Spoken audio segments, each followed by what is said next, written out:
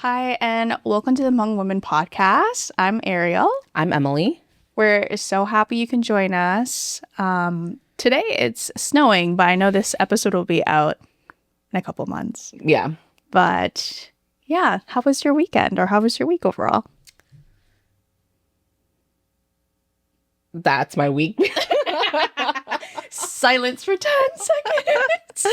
I was telling Ariel, my work-life balance right now is not good as I transition into this new workload. So it's been a week, but Because you got a promotion. I did.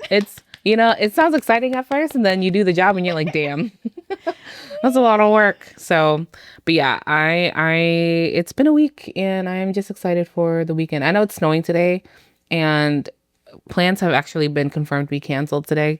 So I'm actually excited to just like stay home and like literally just disengage from everything. Yeah. How was your week? It was all right. Yeah, I feel like everyone's sort of like in a daze because things are shifting so quickly politically. Mm-hmm. But I think other than that, I'm on the apartment search. So looking for new housing, really. I really want to stay near the Twin Cities, obviously. Mm-hmm. But just been looking around, and we did a second touring this week in St. Louis Park. And Oh, that's a good area. yeah, it's really close to Lake Bade-Makaska, but it's an older building and we're not really into that. Mm. So nice square footage, really nice price, but no go. So Darn. yeah. Yeah. Well, I hope you find a good apartment. Yeah. Yeah. Well, that's a little bit about us. Yeah. For today's episode, we really just wanted to talk about growing up Hmong and maybe share some of our experiences and maybe share little tidbits of our life that we grew up having since we're Hmong. Mm-hmm. So to start off, I didn't really have in any specific order, but is there one specific memory that pops out to you? About Anything. Like food, events. I grew up very, very Hmong, which is funny when people like learn who I am now. They're like, you don't seem very Hmong. But the one thing that sticks out to me is the fact that like funerals. I don't know why that sticks out to me, but we went to a lot of funerals, and because my parents knew people, and my dad also is a tsiking.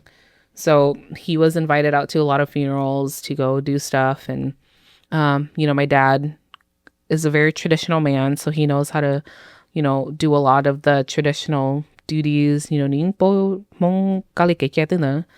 So we were at funerals a lot. And the reason why I bring that up is because this is horrible. I love funeral food. It's delicious. Yeah. And I just remember, like, as a kid at funerals, I'd be like, ooh, like, they've got the, and they've got the coffee with the condensed milk. But more importantly, sometimes we would have to sleep overnight. And I just remember one particular funeral. If you guys know, but that funeral home that is right next to the roundabout in St. Paul. Mm-hmm. That was a funeral home, and my sister and I were so tired. They had actually set up a little place for us to sleep in the main funeral home. And so my mom and dad were like, we're going to be here a while, so just go to sleep. And I'm like, I thought we weren't supposed to go to sleep because, like, are we going to die? And they're like, no, you're fine. Just go to sleep. So fell asleep. And then the next thing I know, we were in the car headed home. So I think we had slept in the funeral home. Wow. We were like there till like 1 o'clock, 2 a.m. And then my parents finally went home. But funerals were a big part of my childhood. Yeah. So I know you also take classes, which you graduated from. Can you tell us more about that? I took one class. Well, I took two technically. Yeah. But the Hyokyo class, I was only there for the last 3. And then I didn't even go to the graduation. I didn't know there was a graduation, but my name's listed on there. Oh. So I don't have the certificate for that. But yeah, I did the Kasu class. I do really like learning about our culture and like learning the traditional practices that we have. And it's really unfortunate that, there's not a more accessible way of learning these things.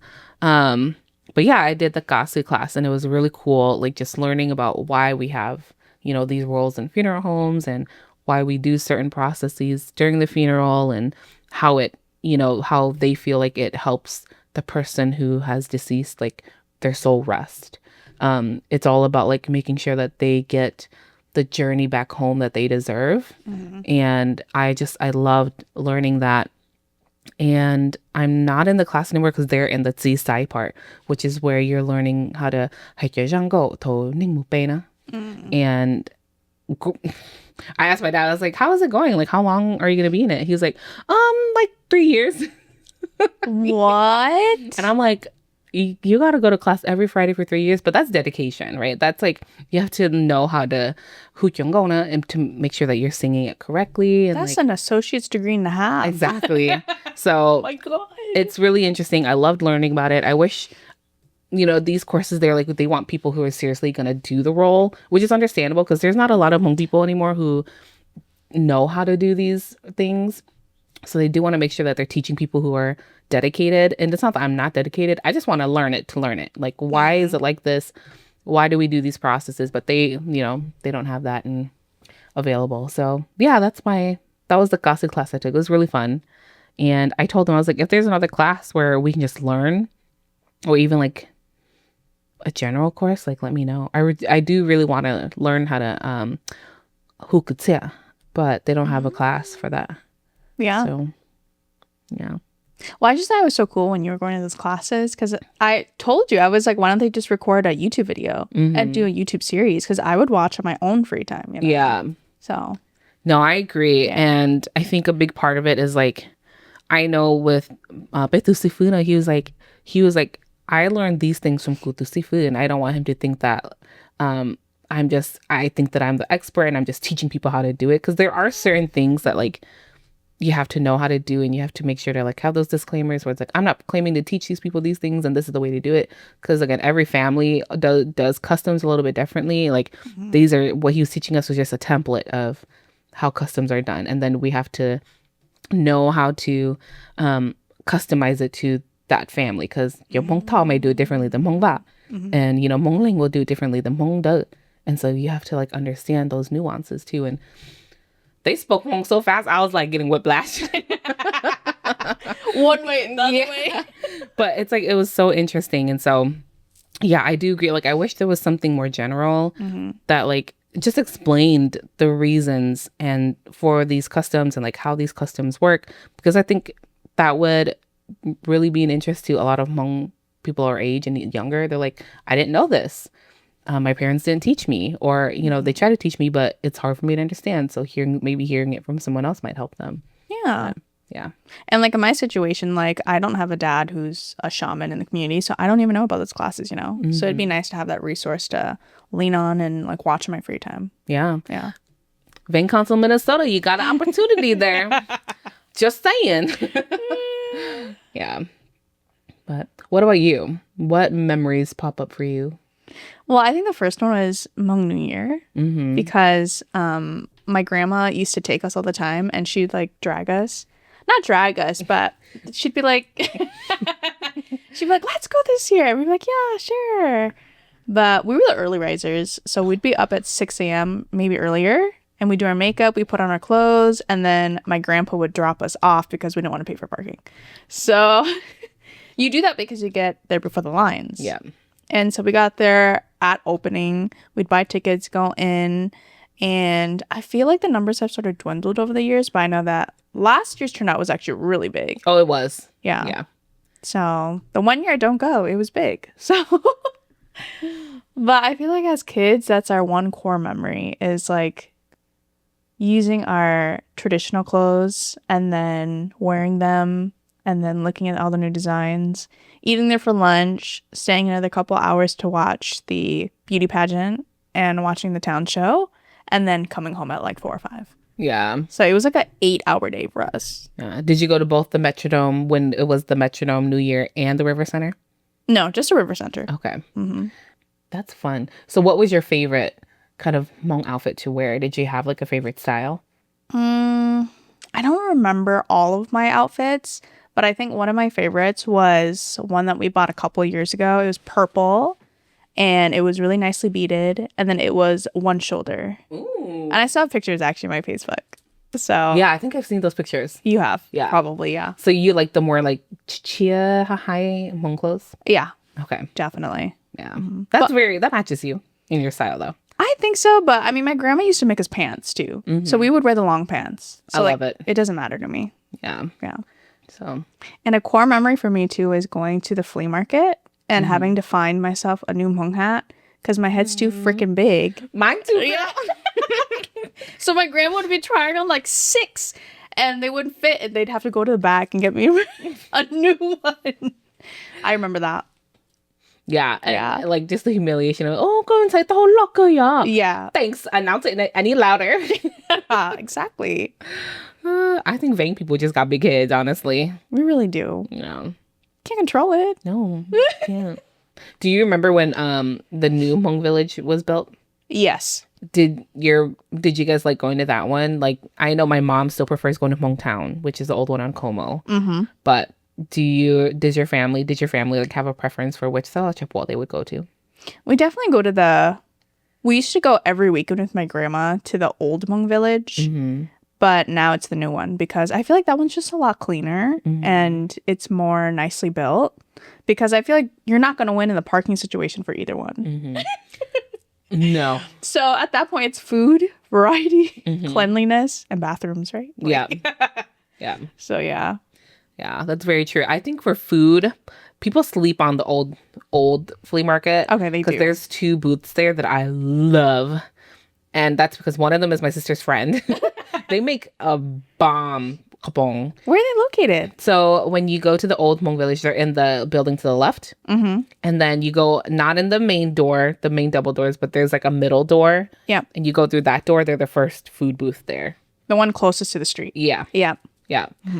Super good. They also have a booth at the new Hmong village, which we eat there sometimes too. But I don't know why. Maybe it's like the placebo effect. I think their booth at the old Hmong village just tastes better. Oh. But yeah, I think people sleep on the food court at the old Hmong village. But I agree with you that like the new Hmong village is cleaner. Subjective. I think it can be cleaner. But, Yeah. But yeah, they definitely do have more variety. Like my cousin who came from French Guiana over, we took her shopping to get Hmong clothes. And a lot of the shops weren't open either that week during the weekday when she was here. But there was still enough of a variety for her to be like, oh my gosh, this is amazing. And we went to Hmong Town and and she was like, oh, this place doesn't have as much like clothes as Yeah. And so I do agree with you. Like, if you're going to buy clothes and stuff like that, Hmong Village does have more variety compared to Hmong Town. But I think people sleep on Hmong Town. And I know that because that's where we buy all of our live chickens. Yeah. Yep, that too. What other memories come up for you? Actually, I have a lot of memories around Hmong July 4th in Minnesota. So my first memory there was when my grandma thought it was fun to share a booth with one of my grandmas. She's technically my grandma. So my grandma was there. I think she was my other grandma. She was there selling clothes, I think. And then my mom's mom, my grandma, she was like, oh, let me join you. And so she put up a little white table and she sold those mangoes with like salt and pepper. And she's like, you kids are going to help me. We didn't even sign up for it. Like... She just said, you're going to help me. And I was like, oh, okay.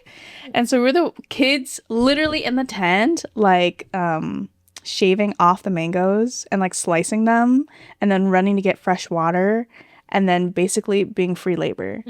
So we did that for all 2 days. And then it was also fun because as kids, you know, like I remember sleeping overnight. I have no idea why, to be honest. I just remember sleeping there on like the ground and cardboard and like blankets and pillows and stuff. And I don't know if the rules were different back then when I was a kid, but like for some reason, I feel like they didn't allow people to go out at certain times. So they're like, okay, we might as well just sleep here then. So we slept overnight, but I just remember that being like one of the worst nights of my life because you could hear people moving things the entire night. And like when you're next to people, because I don't remember if, I'm pretty sure you do, but other people don't. But this is back in the times where they had all the food on top of that big ass hill. Yep. Yeah. And everything was so messy. So we were so close to the other people in the other tent. another stall that you could hear them talk. Mm-hmm. So that happened. And then I think that same year, I just remember like using cardboard to sled down the hills. Yeah, I feel like we may have been there the same year because we used to do that too. We had a booth for 2 years in a row, and we would take cardboard and slide down the hill too. Yeah. So, and I just remember other kids doing it. Maybe we were there at the same time and we just didn't know. Oh my God. But yeah. maybe we were the loud people moving stuff around, keeping you awake. Yeah. Well, yeah, I just remember that. And then, yeah, I feel like I still go now, but it's like every other year because I feel like every year if you go, it's the exact same thing. So it's like there's not really a point to going. But I like how they've made it more expansive. Like they have a awkward beer garden and they moved the food from the hill to like a flat place. Yeah. And I feel like, I don't know from a sports advantage, but like I feel like they do have a lot more sports. So it's nice to see. When I hear from people that like who go and they have fun, I'm like, I'm glad that you guys had fun. And then of course you always hear the eventual news of there was a fight that broke out at the New Year. There's always a fight. Oh my God. I'm like, come on, you guys couldn't plan another gathering? Like, let's meet at the Kmart parking lot. Meet you outside of 6. Honestly, You know? it's like you guys had a fight at the New Year. Like, come on. There's that one video on Facebook of the New Year, and I think it was in California, where because it was outside on like dirt and stuff. The New Year, they were in Hmong clothes, and there were people who like started grabbing chairs and swinging at each other. Somebody correct me if it was from California or not. I think it was Fresno. I saw it. Yeah. And I'm like, y'all could have met any other time of the year to fight, and you had to fight at the New Year. Yeah. You have Monday, Tuesday, Wednesday, Thursday, Friday. Yeah. And you chose Friday. Yeah. It's the weekend. Okay. If you're going to start the week off, start it with a fight. Yeah. Fight on Monday. But yeah, it's unfortunate that that's a part of the news. But I'm like, at this point, I'm like, y'all are just an embarrassment. Oh my God. Well, and it makes sense too because there's only porta potties there, and I don't, you don't use public I don't bathrooms. use public bathrooms. They scare me. because they are gross. They are. Yeah. Yeah. And last year I did go. I'm happy to report that they actually got the porta potties with holes underneath the feet. Do you get what I'm saying? Like the drain? No. So like there are air holes like where you put your feet when you're sitting down in the porta potty. Oh, so like the Yeah. stink doesn't just stay in there? Yes. That's smart. So I was like, oh, that's a nice change. Yeah. And they actually have hand washing stations. Oh, although, Yeah. okay, now that I think about it, shouldn't you put ventilating holes at the top too? Because, hot, stinky air goes up, not down. I don't know. I was like, oh, that's nice. I was happy there wasn't a smell. Yes. I was like, okay, this is nice. Yeah. And I also don't get why people complain about food.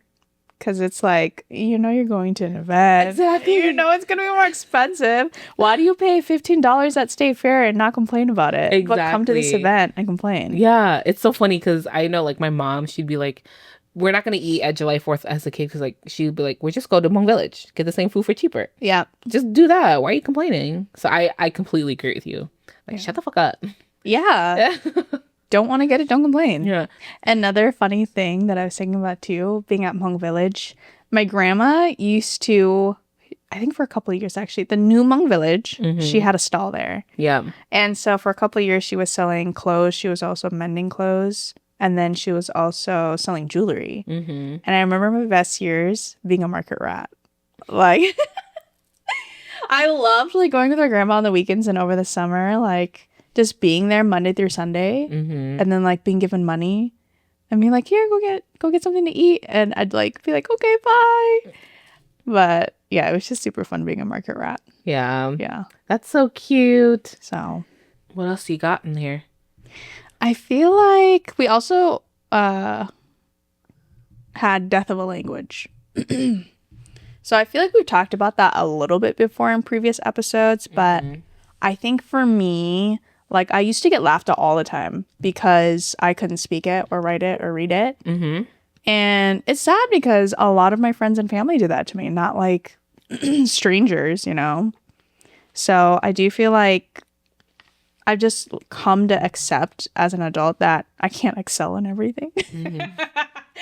Like I can't be an expert in every single area of my life, and that doesn't make me any more or less Hmong. So that's a really big acceptance part for me, at least, of being like, it's not entirely my fault.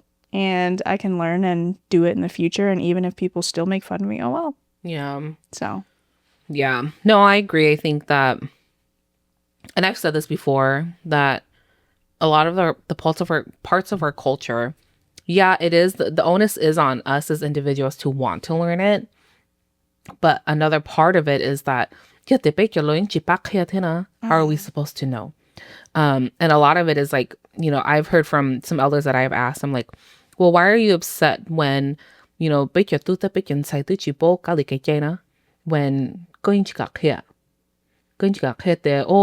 okay, kid, you only know.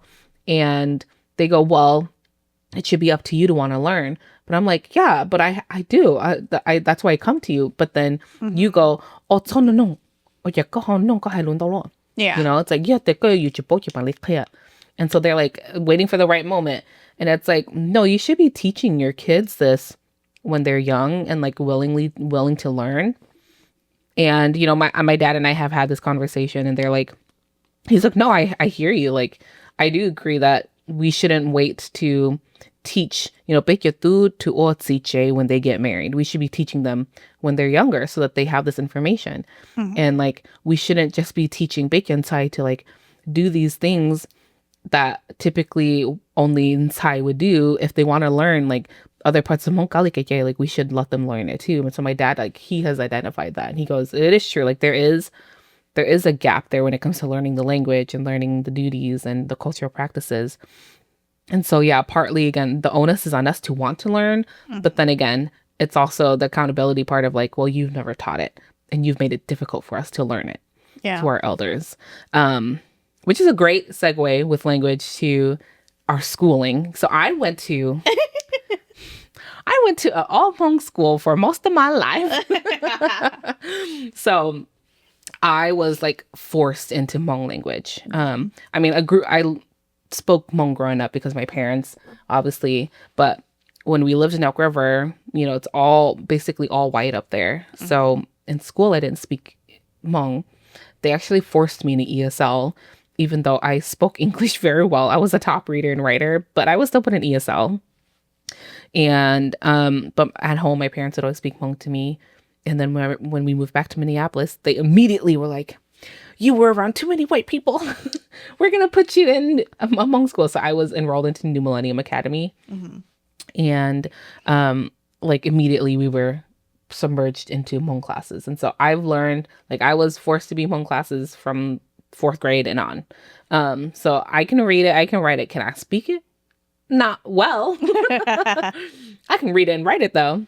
So I think that, like, again, the blame is like partly on me for not trying harder to learn, but also like on my elders for like when I do speak it and they make fun of me for it, it makes me not want to learn it anymore. It makes me not want to speak it because it's like, instead of correcting me like, oh, you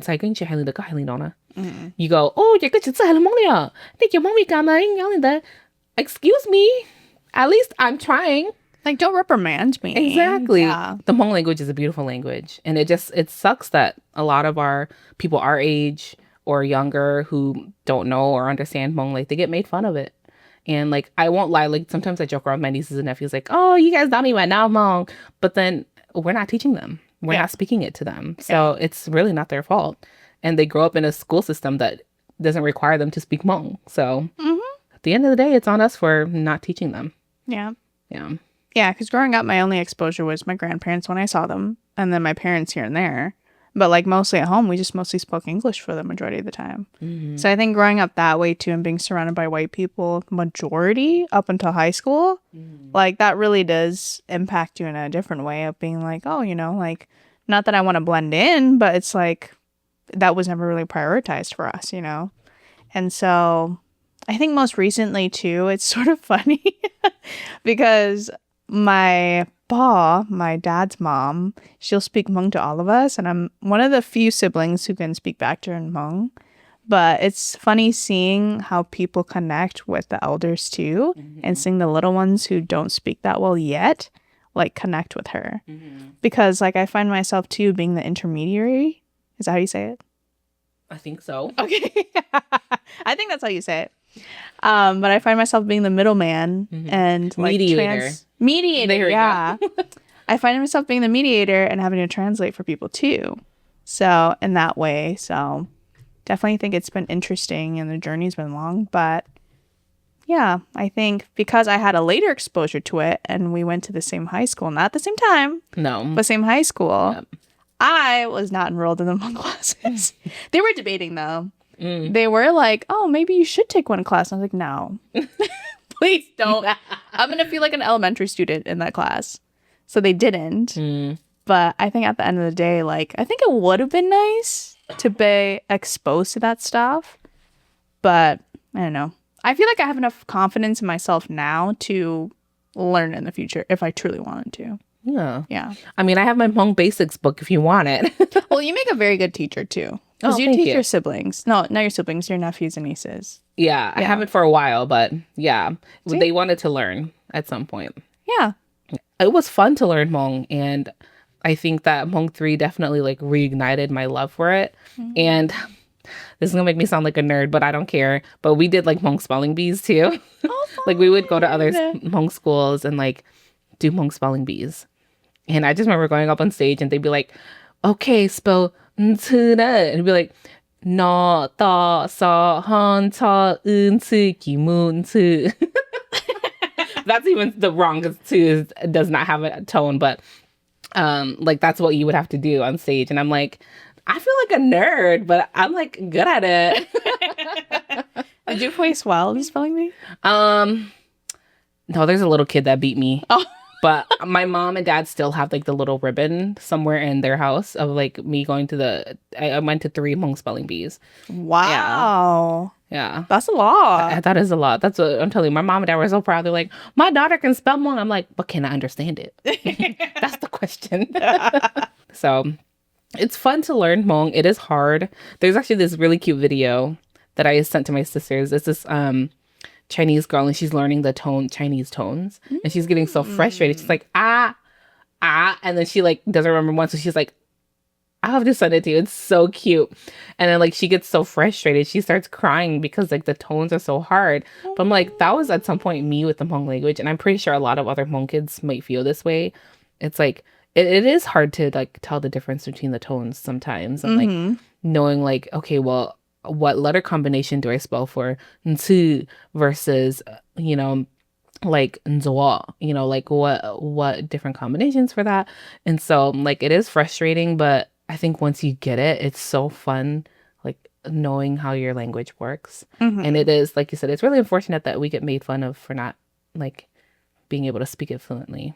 Yeah, because I think in the past, the hardest things I've struggled with is pronouncing things right, saying present tense instead of past tense, and then doing the tones correctly. I think that's where I've struggled then. I don't know. My cousins and grandma used to make fun of me, but I don't know. That's just us as a family, I guess. So, well, now that I think of it, I probably didn't have to take Hmong because I took 4 years Spanish. And then I remember vividly, I'm not going to say which counselor, but he did ask me, do you want to take Hmong? And I was like, no. And he just like, okay. And he just let me off. Yeah. I was like, okay, bet. Yeah. So maybe it's because I was just stubborn. I was like, no, I'm not doing that. Yeah. But I'm glad that you stuck to your guns and was like, no, I met my language requirements. I'm good. Yeah, I'm not doing that. You're going to have to force me. But how was it like transitioning from a predominantly non-Hmong school system to like Hmong Academy? Like, was that kind of a culture shock for you with the environment or no? Definitely culture shock. I think being surrounded by white people, like, it's nice, but I think at the end of the day, like, I've never been surrounded by that many Hmong people aside from my family. So transitioning junior year into Hmong College Prep Academy, it was definitely different because like people spoke the same language as me, and I felt like being in a white American school, you stuck out, but now I blended in. So it's very interesting because I almost wish that Hmong school had more diversity, because in the back of my mind, I always thought like, wow, these kids aren't getting any exposure to people's cultures, people's thoughts, people's beliefs, people's religions, you know? And so being into this new environment of having one way to think and one religion most of the time, or 2 religions, Christianity, Like, it was very interesting because, I don't know, I sort of worried in the back of my head how people would be getting out of high school too, you know? Mm-hmm. And like, if this is what you've been surrounded by for the past 10, 11, 12 years, how are you going to react in the workplace? How Yeah. are you going to react in college? Let me So, tell you. yeah.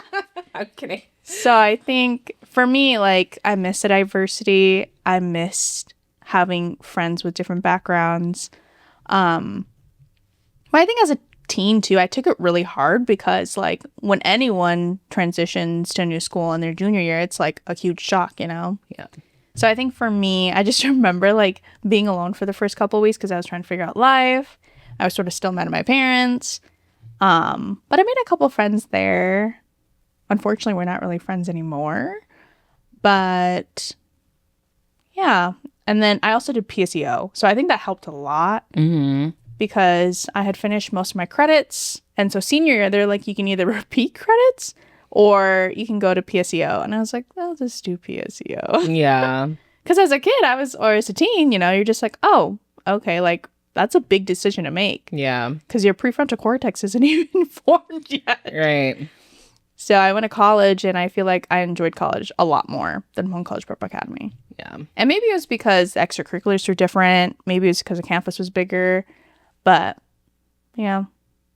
Yeah. Yeah. You know, I won't lie to you. I had the same thoughts of like, I wonder how some of the people that graduated with me are doing. Like, Mm-hmm. because I know a lot of them also went to Hmong schools all their life. Like, some of them came from New Millennium with me to Hmong Academy. Yeah. And so I do wonder too, like, how are they doing in the world just in general? Hope they're doing well. Mm-hmm. Hope you're doing well. And I think, if anything, being forced to be in an all Hmong school system really did influence my like Hmong hater period. Like, I will claim that full on, like, for a couple of years after high school in my early adulthood, I was like a Hmong hater. I did not want to be part of the culture. I did not want to participate. I didn't want to openly identify as a Hmong woman just because, again, like, my relationship with the Hmong culture was just at such a toxic point. And, you know, now my relationship with the Hmong culture is a lot better. Like, I proud to be a Hmong woman. I love the things that we do. I love almost all parts of our culture. And I think that being forced to be in a Hmong school all my life really played into that like Hmong hater period though. Yeah. Well, I think that's interesting too, because now that I reflect on it, I feel like if I would have gone earlier, I would have had a closer attachment to my culture. Mm-hmm. Because now it's just like, I feel like I don't know a lot, but I'm also open to knowing. But it's like if I was raised differently, I feel like I'd be more influenced and more like in tune with everything. Mm-hmm. But that's no one's fault, you know? Any other like memories about like just being Hmong stand out to you? I mean, my grandparents are really traditional. Mm-hmm. So growing up, I had the funerals on the weekends I had to go to as a kid. I had to go to the weddings, 3-day weddings. But my grandma, she actually sews Hmong clothes and she actually does bandao and she actually sings kutsia. Mm-hmm. So, I mean, I've been surrounded by that my entire life. Not that I understand kutsia, but yeah, I mean, those are really good memories that I do have of. Yeah. Yeah. As an adult now, I have come to have a new appreciation for the things that they do and the reasons why some things are done the way they are. Even though I may not understand it or agree with it, I can come to appreciate, like, it's kept the culture alive for this long. Mhm. It's kept them here for this long. So there must be something about it that's right.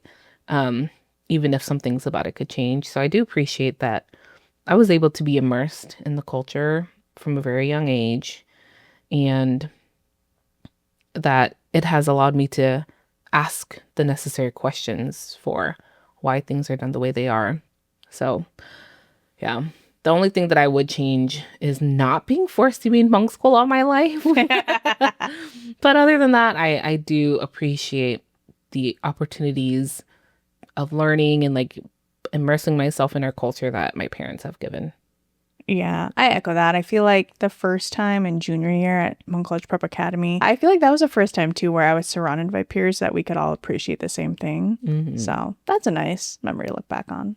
And I think that influenced like our activities in college too a little bit. Yeah. Like I, we were both president of the Hmong Student Club. So I do think that like the connections with our Hmongness because of our family did play a role in how we connected with our like things that we did in college. Yeah. I guess I didn't really make the connection, but yeah, I definitely think high school played a role in what we both sought out in college because I really did like being president. I think it was fun. And I think for the things that I didn't know, I feel like it really pushed me to research into it or to like ask people who knew about it.